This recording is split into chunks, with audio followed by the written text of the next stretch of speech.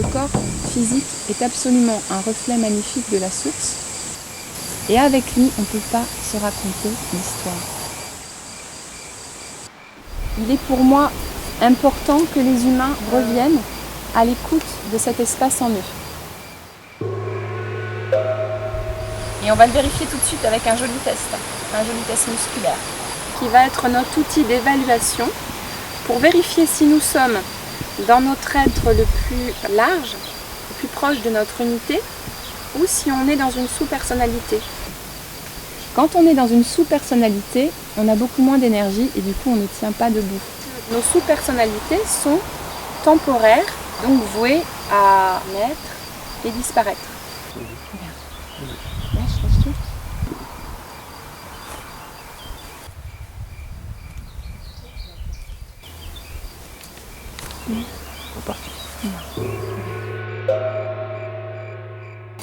Donc je vais vous parler de la micro-méditation. C'est quelque chose de simple et naturel que vous avez tous en vous, qu'on fait toujours depuis qu'on est tout petit. Donc c'est pas compliqué. Des fois vous avez des enfants comme ça qui font plein de choses. Puis tout d'un coup, et pendant un quart de seconde, plus personne ne bouge.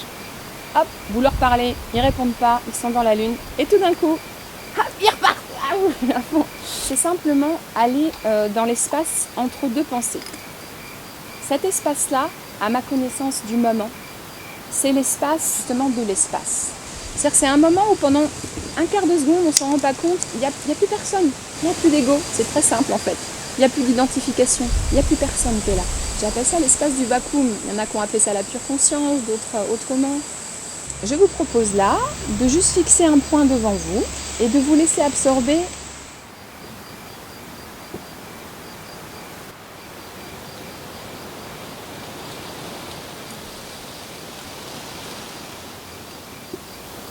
dans l'instant présent. Notre énergie circule de manière harmonieuse.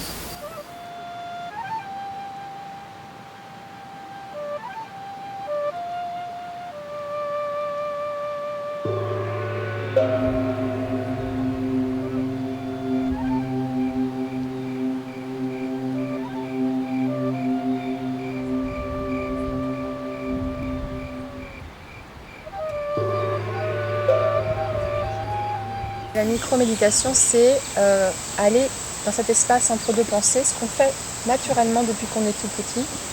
Quand par exemple un enfant bouge beaucoup et tout d'un coup s'arrête en regardant quelque chose et se laisse absorber parce qu'il regarde un quart de seconde, et à la fin de chacune de nos pensées, à la fin de chacune de nos phases respiratoires, cet état est là.